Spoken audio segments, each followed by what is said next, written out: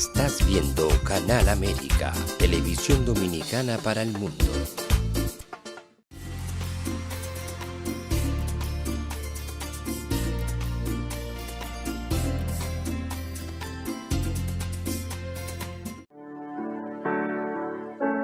Sometimes life can be so damn hard. You don't know where to go. Everything keeps falling apart.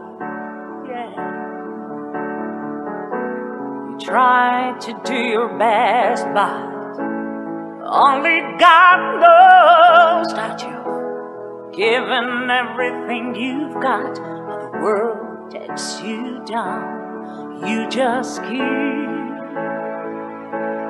moving on. Let your fears. Welcome for a Time for Truth show.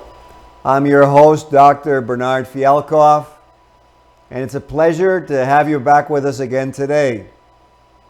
It's a super cold day in New York, and it's actually appropriate for the topic that we'll be discussing tonight, because we're going to take a look at the fact that we need to appreciate each other a little bit more.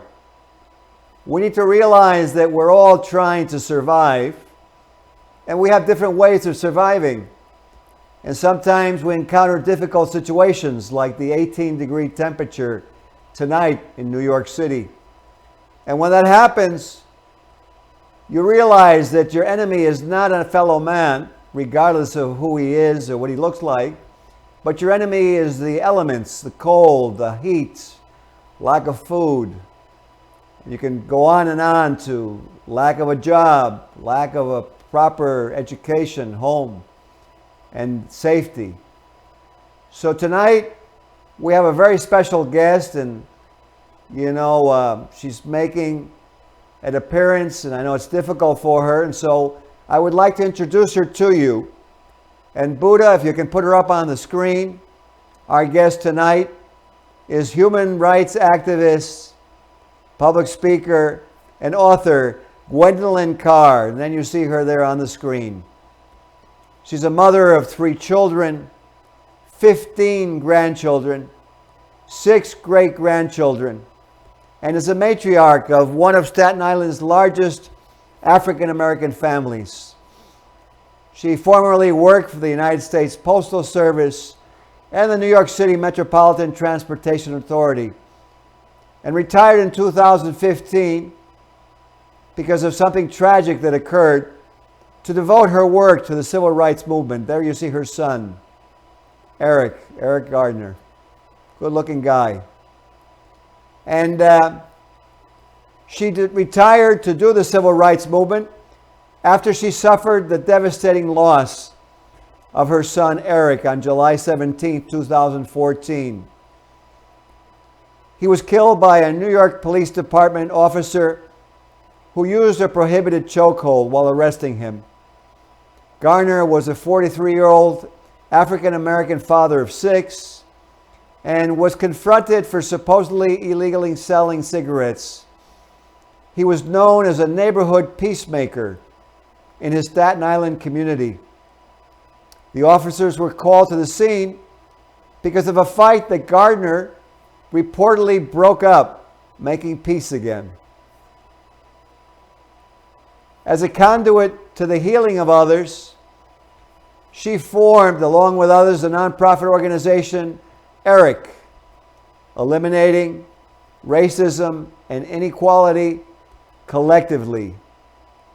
And Gwen Carr, in that organization, started a program called This Stops Today, seeking to provide ongoing support and education to victims of violence and to families who are suffering from tragedy and loss. A very important facility. Immediately before his death, Eric Gardner said, "This stops today," to express his frustration with being profiled and harassed for seemingly minor infractions. Mrs. Carr has often made appearances with Al Sharpton and the National Action Network at protests and rallies, and in September 2019, she testified in front of the House Judiciary Committee.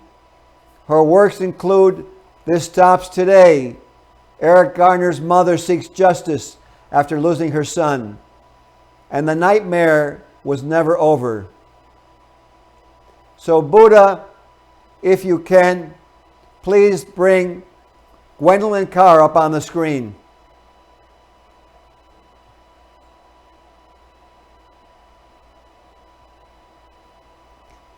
So I want to thank you for having the fortitude to come on the show and, as a mother, discuss such a difficult time in your life. Welcome to the show. Thank you. Thank you for inviting me. Well, you know, you have a very important story to tell. And as a mother, grandmother, great-grandmother, obviously you know the value of family and of human life. And so, you know, it's really important to have this show because all citizens, regardless of their creed, their religion, their racial origin, really they deserve justice and fair treatment, not in words, but in actions. And you know, I have some friends who are in the police, and you know, and they try to do a job, and sometimes it's a difficult job to preserve law and order.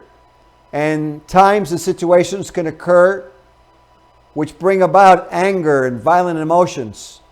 And it's not a good thing.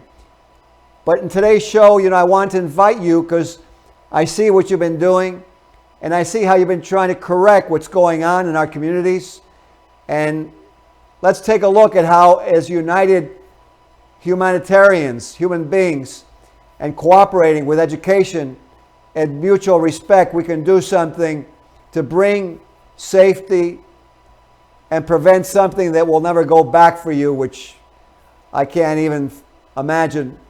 So I wanted to ask you, as a mother, what do you feel needs to be changed in our community so that these human right and civil rights abuses don't occur ever again?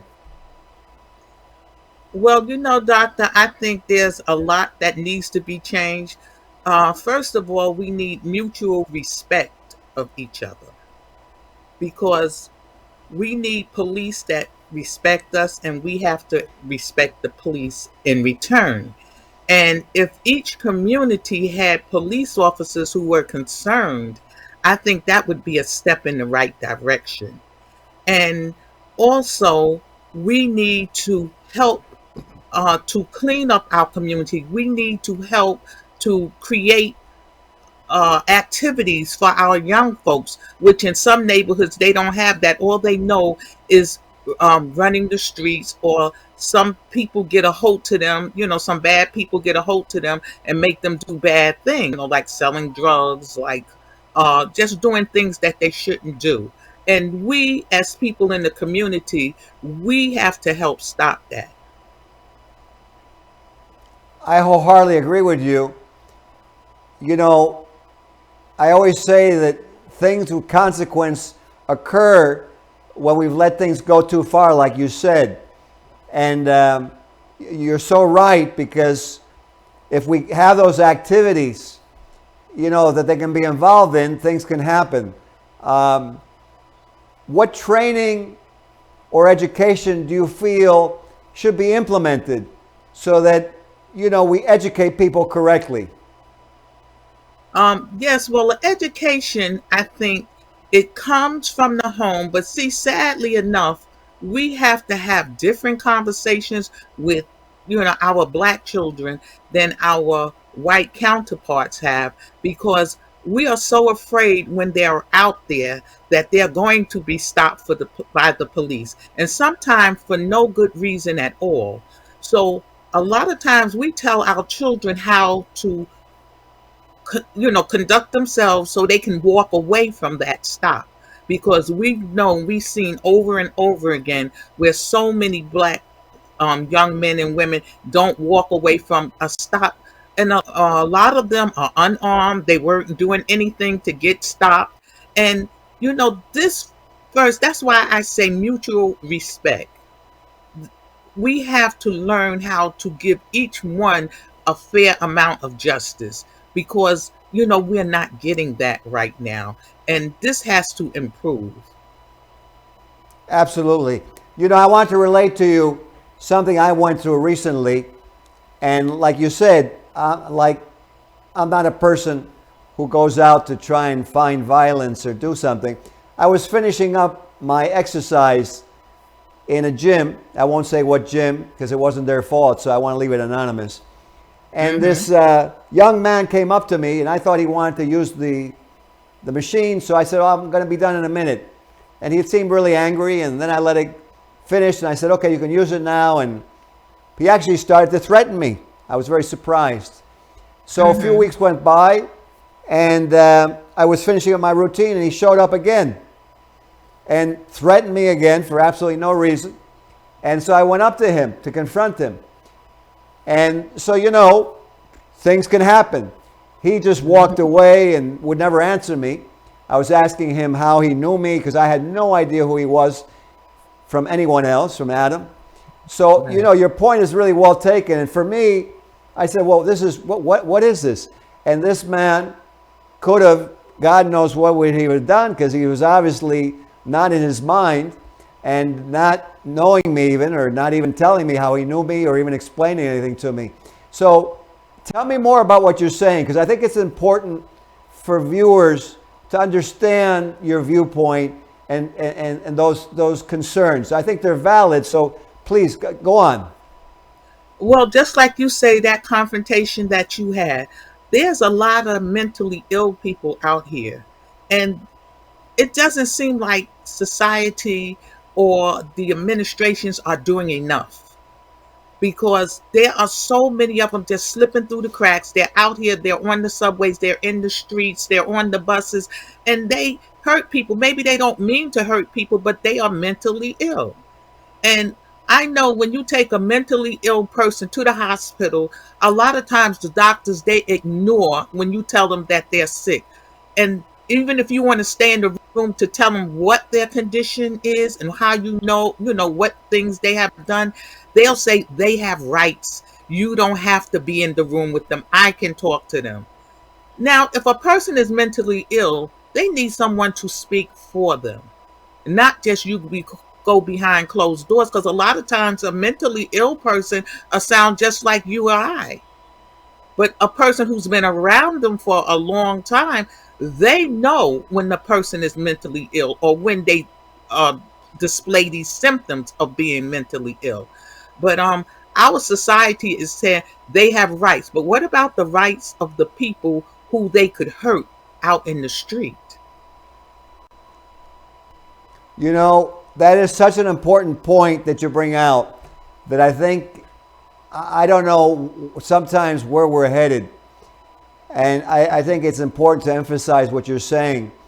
It's so true. Someone who has had a bad history and who needs to be rehabilitated shouldn't just be let out to threaten and cause situations in the world. You're so right, and sometimes I also don't understand the treatment that's done because they get on drugs because they have problems and somehow at the end of being rehabilitated, they're still on drugs.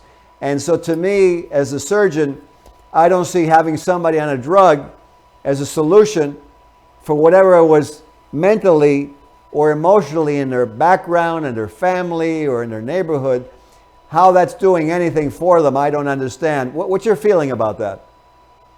Yeah, I don't understand that either because I see with this society, a lot of people have a long history of drug use, and now they're trying to get off. They're trying to get better. Okay, the way that I've seen people try to get better, the administrations, they substitute one drug with another. They take away the heroin and give them methadone. That's another drug. They're dependent on it for the rest of their life. How is this helping a person? I don't understand. Maybe, no, I would never want to be a drug addict, but I was going to say maybe if I was a drug addict, I would understand. But I just don't understand this. How do you substitute one drug for another drug and you think you're helping an individual? That's, it's senseless to me. I totally agree with you. And there's an interesting statistic that 90% of the shootings, that person doing the shooting is on some kind of drug, whether it's a street drug, a psychiatric drug, but they're on some kind of drug that's altering their mind state and their ability to reason.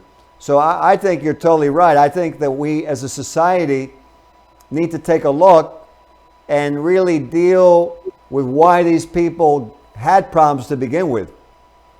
Exactly. And I think makes sense, right?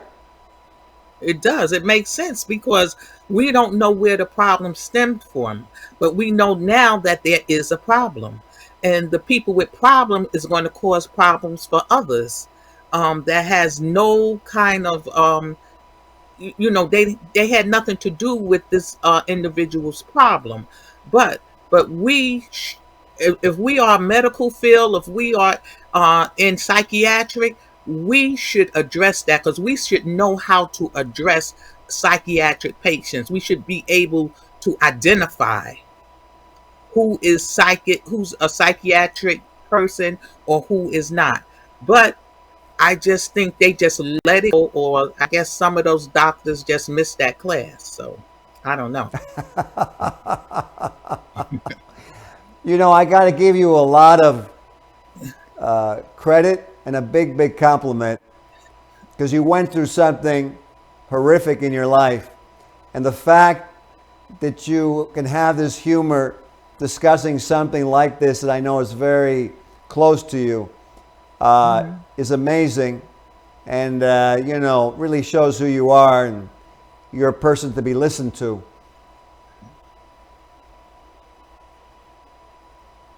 Yeah, well, thank you. I try to stress this, to other people, even when I think that's, because there's so many mentally ill people out there getting killed too, because first of all, the police don't have the training of how to handle a mentally ill person.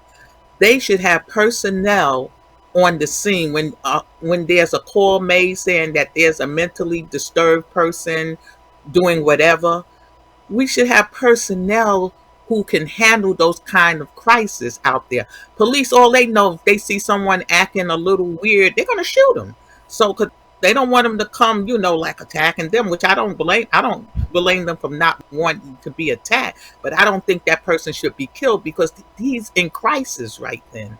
And we need someone to handle him who knows how to handle those type of crises.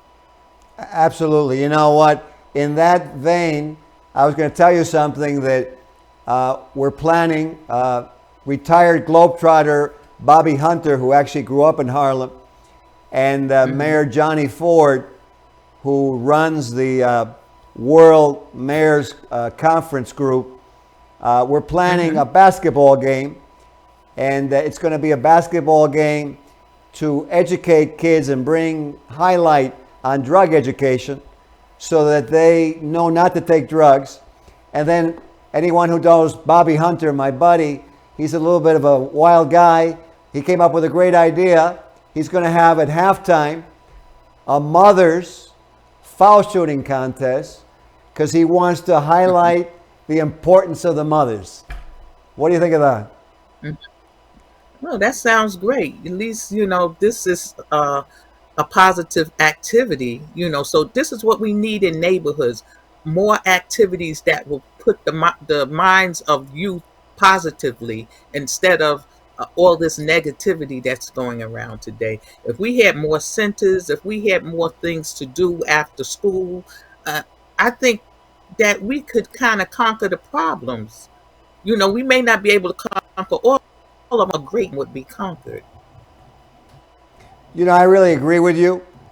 As a surgeon of 40 years, sometimes I get people come into me and they're not angry at me, but they're very fearful, extremely Mm-hmm. fearful, because they've had really bad experiences in other offices.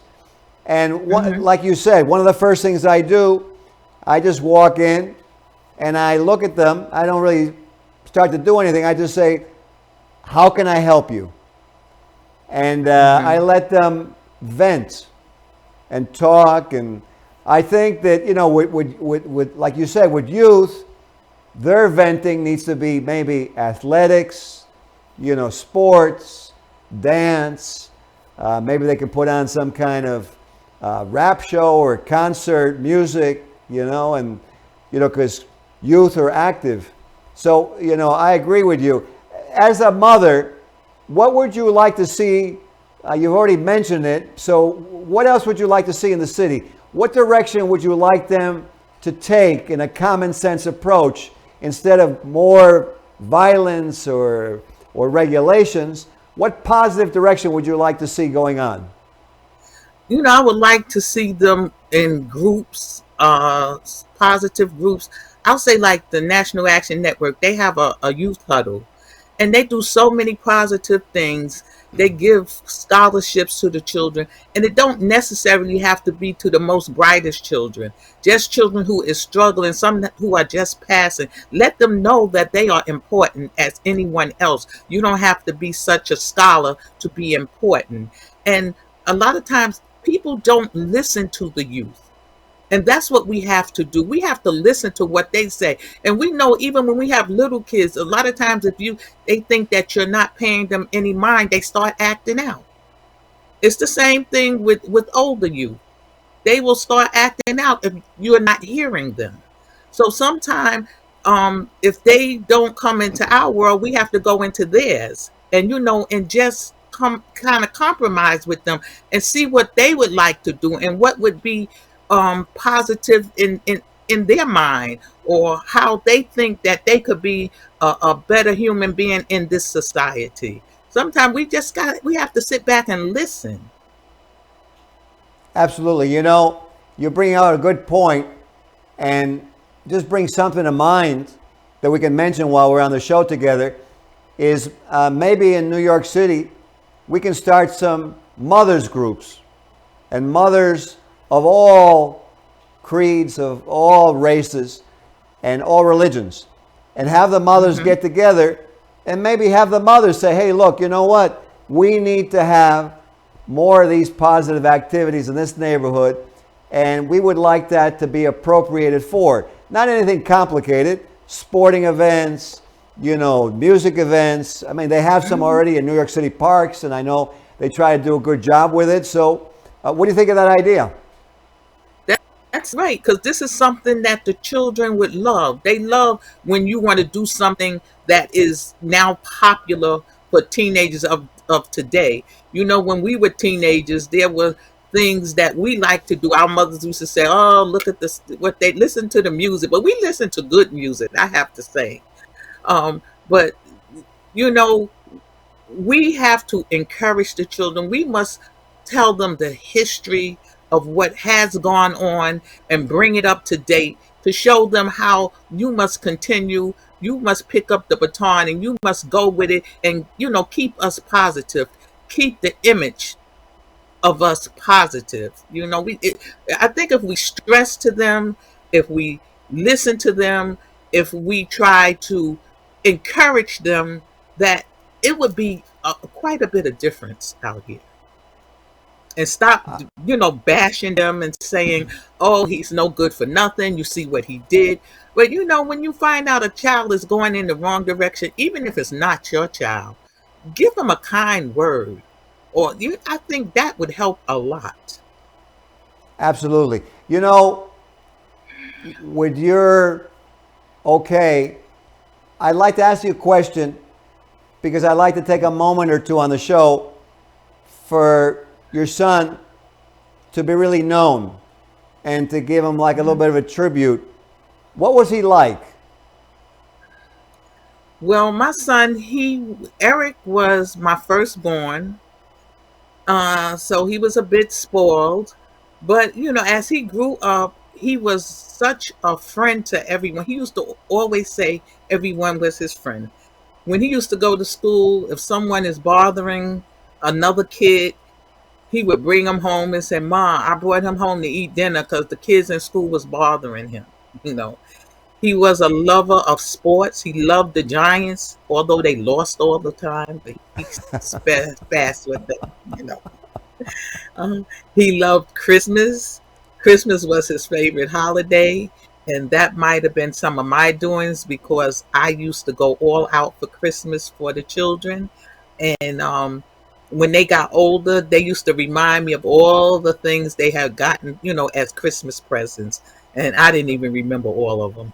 And they and Eric was a person who always told me that, "Oh, Ma, I think you gave us a good life."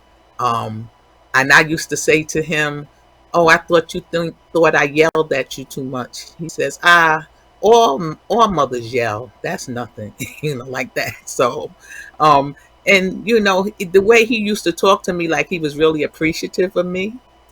Um, he he went to college in Ohio.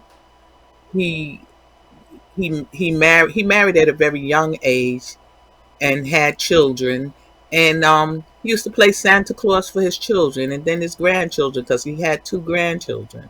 And so he was just a loving person. Everybody who met him, they liked him. And because he was a peacemaker. He see someone bothering someone, he would walk over them. One lady who was running for council, a councilwoman, she told me after his death, she had met Eric 6 weeks before he died. And she says some guys were standing at the bus stop with her, not, touching her or anything, but, was making a lot of slurs at her. And said he just walked over to her and said he didn't know her and she didn't know him. She said, but he walked over to her because he seen the guys sort of messing with her and asked the guys, why y'all bothering my little sister? He said, come on. He said, you want me to walk with you to the corner? And she said he walked with her. He talked to her, and she was telling him that she was thinking about running. And he told her, don't think about it. Just do it. And Wow. she said that was her first and only encounter with him, but she said she will never forget it. Wow. Well, unfortunately, we've run out of time on the show, but it's a beautiful show, a lot of care, a lot of warmth, and I want to really acknowledge you, Gwen Carr. Thank you. You're quite a person, and I can see, I'm happy that you're running some of these groups that you're running, and may you continue to do so. And you have a very good influence. You're a lot of logic in what you say. Thank you for being on the show. And for those of you watching, let's take heed of what Gwendolyn Carr has just said. But more importantly, let's look at her demeanor. Let's look at her emotion and her logic. Let's treat each other, like she says, with more humanity. Let's learn. There's no perfection in life, but let's not have any more losses. Let's not beat each other up, like she said. Let's apply what she's talked about in this show and make New York City and the world a safer place. Thank you for watching today, and we'll see you again next time. Thank you, Gwen Carr. And thank you for having me. Good night. Sometimes life can be so damn hard. You don't know where to go. Everything keeps falling apart. Yeah. You try to do your best, but only God knows that you've given everything you've got, but the world takes you down. You just keep moving on. Let your feet